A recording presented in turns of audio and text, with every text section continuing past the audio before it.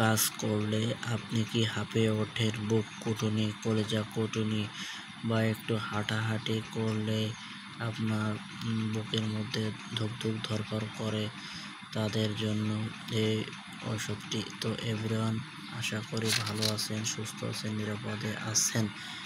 আজকে আমি আপনাদের মাঝে আরও একটি প্রিপারেশন নিয়ে আসলাম। Endeavour 40 propanol hydrochloride BP. এটি মূলত কাজ কি, কারা খেতে পারবে, কারা খেতে পারবে না, বিস্তারিত আলোচনা করব। এন্ডিভার 40 mg মূলত যারা অনেকে আছে যে একটু কাজ করলে বুক কুঁটুনি, কলিজা কুঁটুনি হয়, তাদের জন্য এই এন্ডিভার 40 গুরুত্বপূর্ণ। কারণ আপনি এন্ডিভার 40 mg দেখা যাচ্ছে আপনার অল্প কাজ করলে হাঁপিয়ে ওঠেন, কাজ একদমই করতে পারছেন না, তাদের জন্য এই এন্ডিভার 40 বেশ উপকারী। এটি আপনি বাংলাদেশের যে কোনো স্থান থেকে খুব সহজে সংগ্রহ করতে পারবেন। বর্তমানে দেখা যাচ্ছে অনেকে আছে বুক কুঁটুনি, কলিজা কুঁটুনি হবার ফলে আপনার শরীরে নানা প্রকার সমস্যা দেখা যাচ্ছে। একটু কাজ করলে বা একটু জোরে হাঁটাহাঁটি করলে আপনার বুক কুঁটুনি, কলিজা কুঁটুনি হচ্ছে, তাদের জন্য এই এন্ডিভার গুরুত্বপূর্ণ।